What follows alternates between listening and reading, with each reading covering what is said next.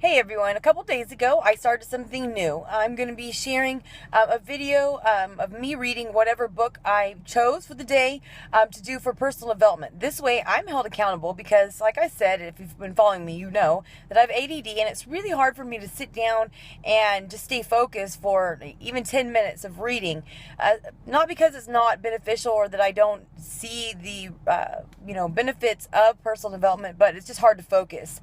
Mostly because I read a paragraph and I instantly start thinking of how I can share it with others and how I can implement it in my life. And the next thing you know, I get sidetracked responding to messages and emails and texts from people who have interest in, my next challenge group or, whatever it is. So today I chose to start this book.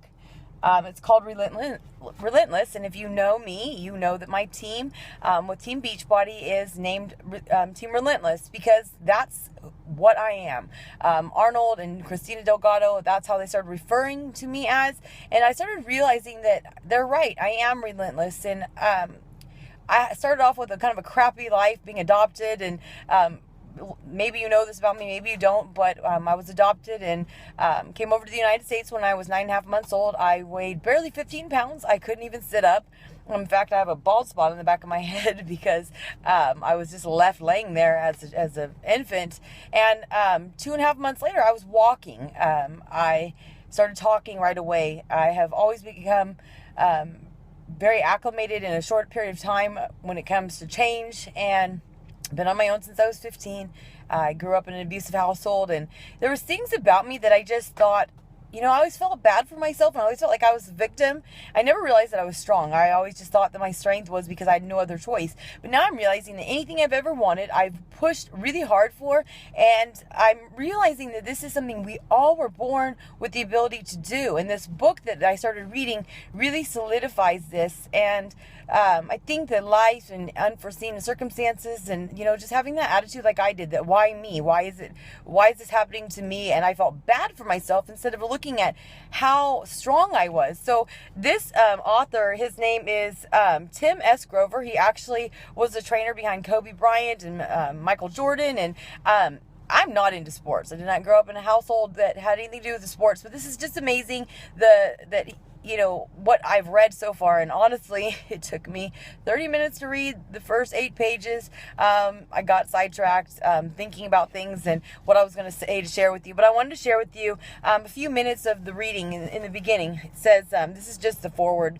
and it says, in April 2013, 4 days before the initial release of this book, my longtime client, Kobe Bryant, tore his Achilles tendon. It takes years of tireless dedication and unimaginable hard work to build a legacy like Kobe's. It takes a single instant to change everything. 1 minute you're finishing the regular season and preparing for the challenge of the playoffs. The next minute you're preparing for surgery and the challenge of rebuilding your body and your future. I'm not talking about that split second it takes to sustain a potentially career-ending injury. I'm talking about the moment immediately after the unthinkable happens, when your instinctive reaction determines everything else that's about to happen. No one would have blamed Kobe for collapsing in the pain and frustration. He could have allowed his teammates to carry him off the court and to the predictably solemn applause that the loyal fans had given the fallen heroes.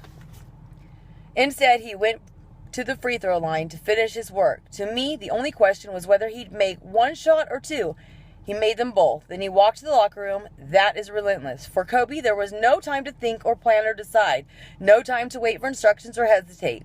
There was only his instinctive drive to keep going, to stay strong, to never quit, even with the devastating injury. He finished the free throws and began the next chapter of his career.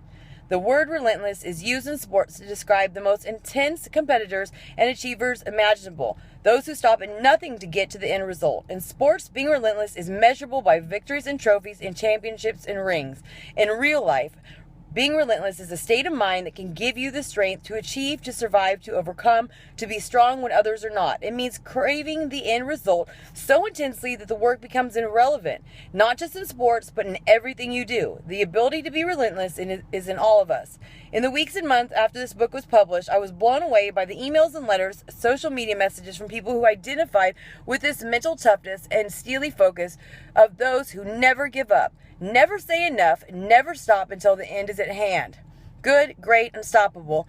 you can be whichever you want. If you want to be unstoppable, you've got to make this the commitment. So I share with you to basically unleash your inner self. Be who you are, because we were all born to be relentless. We all have the instinct to survive, and we all know what needs to be done. But so often we get caught up in what others will say, what others will think, and we rely on that part of worrying about what other people want us to do, and that's what leads to the decisions we make and the time that it takes us to make the decision. So dig deep and be relentless and go after what you want, and forget what everybody else thinks, because they don't matter. What matters is you and your goals and your life and the choices you make, because in the end, we're responsible for everything we do in life, and that all comes down to the decisions we make. I love that Carl Deichler, our CEO, his main thing that he told us last month in Arizona Leadership was to be relentless. And I've got that. And I know all of you do too. So spend the rest of this, year being relentless and never giving up and focusing on what you want. The first thing is really personal development on top of, setting your goals. So, I love this book. I can't wait to finish reading it. It's going to be amazing. I know it. This embraces everything that I am. So I encourage you to do your personal development. And the reason I actually found this author and this book was through starting personal development by following Darren Hardy, who yesterday and the day before I shared passages from Darren Hardy's book, The Compound Effect. So plug into these people and keep staying focused, because you're going to find the resources that you need to help you in the areas that you struggle. So have a wonderful evening.